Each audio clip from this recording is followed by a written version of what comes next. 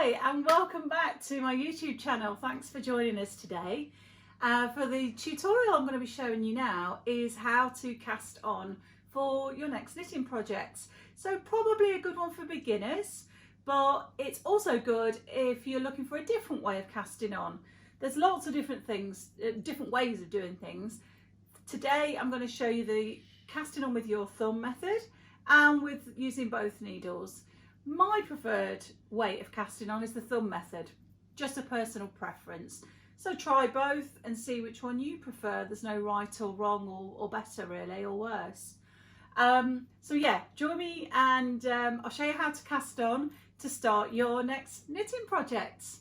Don't forget to stick around till the end of the tutorial for more tips and techniques throughout, and also please like and subscribe to the channel and click the bell, because then you'll get notified of when I do tutorials and our Let's Chat series as well.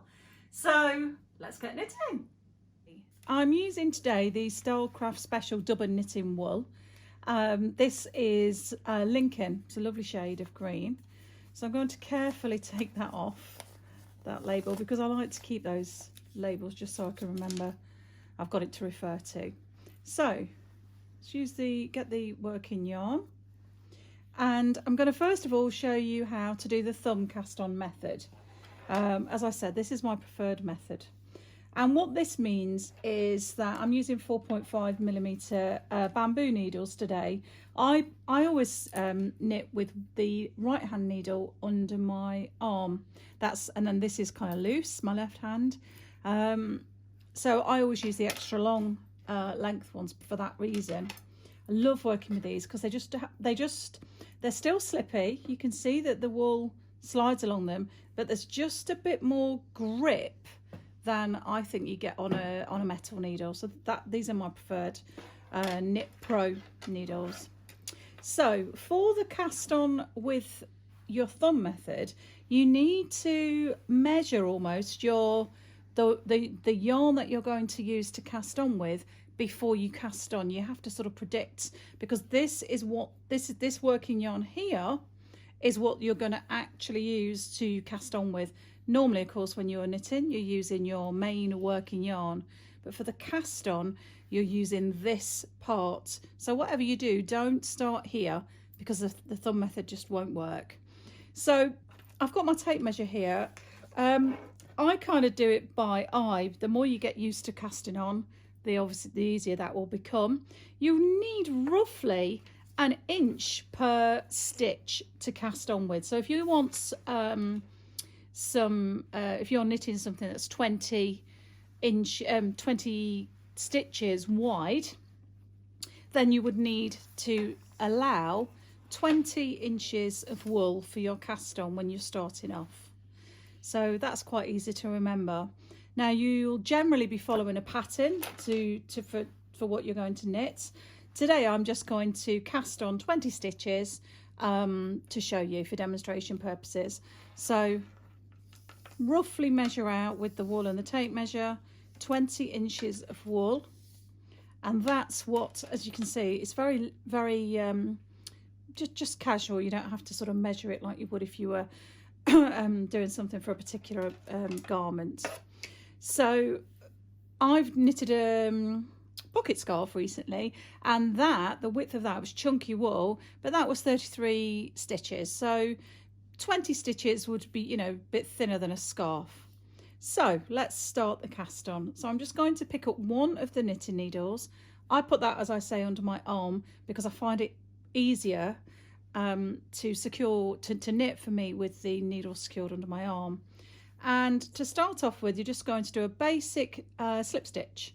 So wrap that around your finger and then pull the yarn from underneath that slip through and pull it tight. And you pull it tighter with this left hand. If you're right-handed like me, pull it tighter with your left hand just to get that slip stitch a bit tighter so it goes around your needle. So you've got your yarn and your working yarn in your left, and this, which is actually your working yarn when you're casting on, is in your right hand. And we're going to start. So secure that needle if that's your preferred way. I'm going to twist the wool over my thumb. So I take my thumb as if it's going towards me, point your thumb towards you, and then turn it back to point forward. So I'll just show you that again. I'm pointing, holding the yarn in my fingers of my left hand. My thumb goes under the yarn, so the yarn over, point towards yourself, and then bring it back up so you've got a loop. And then you just rest again, tension's important here. Practice and you'll get a feel for it. Keep the tension nice and comfortable. So you don't want it too tight like this, but equally you don't want it too loose like this. So pull the tension just so it's nice and comfortable. You then push the knitting needle through that loop, and I take my thumb over the top, pull this working yarn over the top of the needle and hold that tight with that right hand, and take that loop over the top of the needle and pull. And then you've gone from having one stitch on the knitting needle to having two. So let me show you that again. So hold the wool in your left hand, take your thumb under the yarn, so the yarn over, twist your thumb back up so it's pointing away from you, take the needle through the loop of the yarn, thumb's on the top now, and then with your right hand take this working yarn over the needle so it's just pulling tight, gently, not tight, and then that top stitch goes over the top, and then you've cast on 3 stitches. And you can see underneath what happens here is this left hand, because this is how you're going to then begin your next row. This here becomes your working yarn from your ball of wool. And obviously we're going to use this up in casting on. So let's carry on. I've done 3 cast on stitches. So take the yarn underneath, yarn over, thumb towards you, bring the thumb up and away from you, slip the needle underneath, and then loop, and take that loop over the needle. And I'm just going to keep on doing that quite slowly to start with, so you can see exactly what I'm doing. Under, away from you, under, yarn over on the right, take that stitch over. So there's a lot of unders and overs there, aren't there? Let me just do it in those terms. So you're going under the yarn over towards you, some away from you, yarn under, yarn over, yarn over. And once so it's 1, 2, 3, 4, 5. It's 5 steps to it. 1, 2, 3, 4, 5. And once you have cracked that movement, and it's just, your movement is just your hands and your wrists. Fingers really aren't doing an awful lot. It just becomes very repetitive, and you know, you can literally then sort of go quite quick. So it can become, sometimes I think it's easier to see something, isn't it, in normal speed. That's how I would normally cast on. When you slow it down, although you need that to learn, it can make it look a bit more complicated, can't it? So under, to away from you, under the yarn, yarn over, and I'm just going to finish that off. So normally you would be counting your stitches, and you'll see my stitches on my needle, they're not always the same tension at this stage. That doesn't matter too much. You can see some are a little bit tighter, some are a little bit looser. It's okay, because this, if I turn it over, that's what you'll see. So imagine this was the bottom of a scarf. That's the row of stitch that at the end, that's what you would see, and then obviously your scarf would knit up here. So that's absolutely fine and looks really neat. So we've got 1, 2, 3, 4, 5, 6, 7, 8, 9, 10, 11, 12, 13, 14, 15, 16, 17, 18, 19, 20. So there's 20 stitches on my needle. Now I'm just going to do a few more. Let's do 5 more so you can see a couple more. 1, 2, 3, 4. I'll go to 5. Now that's okay to go to 5 on that for this 25 stitches, but just, you know, that tail end is quite short, and when you start knitting your next row, which becomes your first row of stitches really, just be careful with this tail end, because that's loose, it's not tied off and you don't want to tie that off just yet. So you've got your needle with your 25 stitches on, and then you can see then how you then follow on with your first row of knitting. Be very careful with that first one. I prefer a longer tail there. So put your needle through, hook your needle around. This is just your knit stitch. Take that, oh, just make sure that's right, because it's just splitting the yarn there. Oh, let me take those last 5 off, because I've not, 4 or 5, I've not calculated for them. That's better. So when I do that first stitch, you can see now there's not a sort of, you're not worried about that yarn coming through because there's plenty of give on it. So when you then start your next row of knit stitch, and there'll be another tutorial on how to do the knit stitch, so I'll show you that in another tutorial. Then you just carry on with that first row, and you can see that that tail end of the wool is nice and secure now. And there you have it. That's your cast on. So I'll just knit to the end of here, then you can see exactly what it looks like. Such lovely wool to work with. I love this colour, it's fab. It's called Lincoln.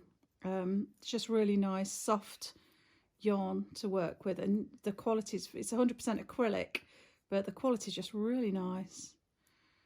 Make a lovely cardie or wrist warmers, or, and there's your first row of stitches, and you can see how neat that cast on row is.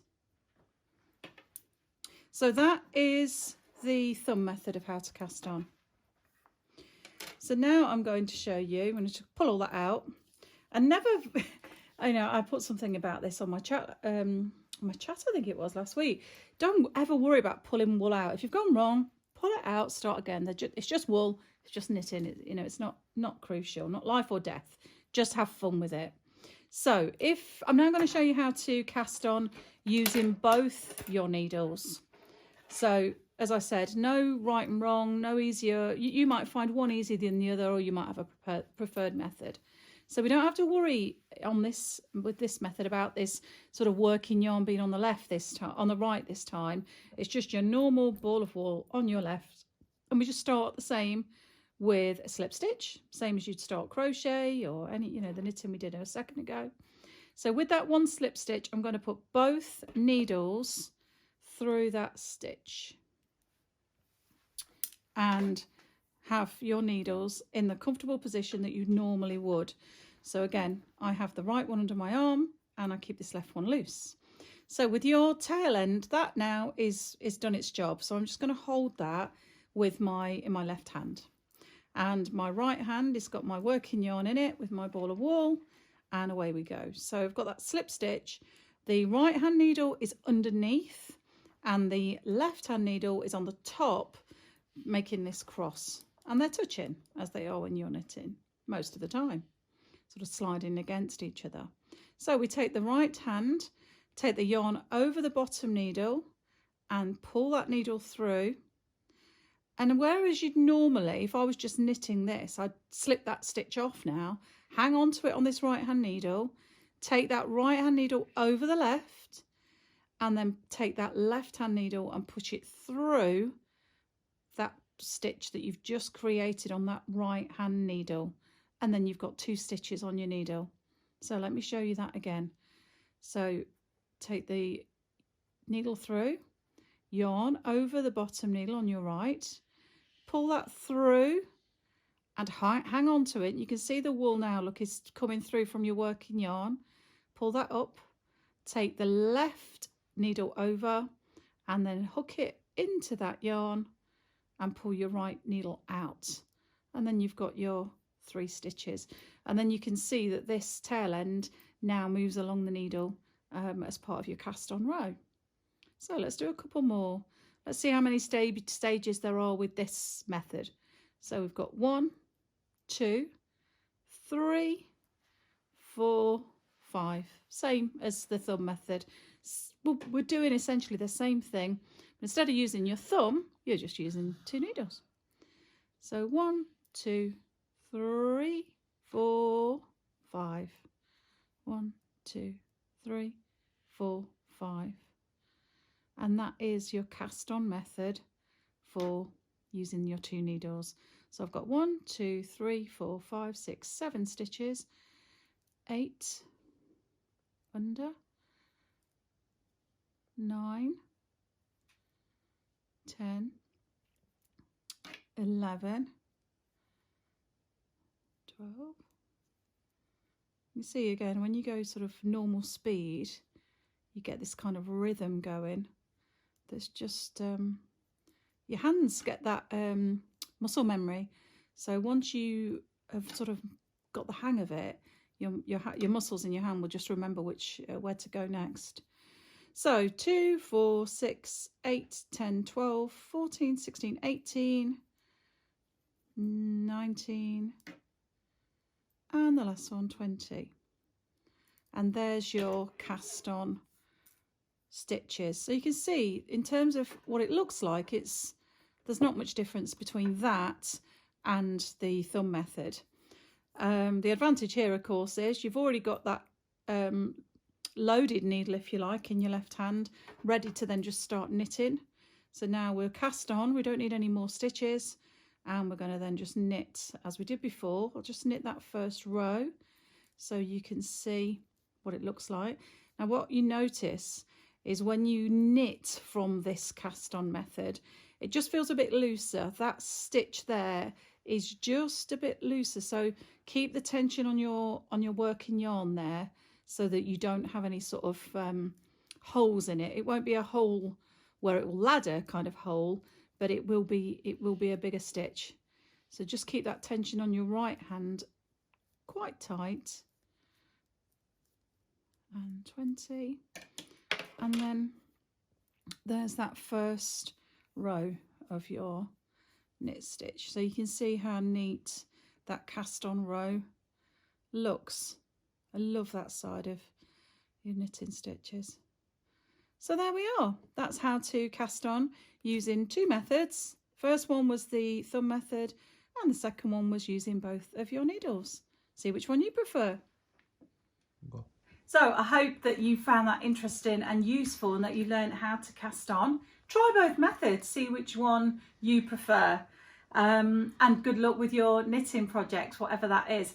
Keep liking and commenting, and please send me your photos of your projects, or if you get stuck and you need some help, then just message me. All the details for that are below in the comments section, and I'll get back to you as soon as I can, because I just want you to find it easy and enjoyable to knit.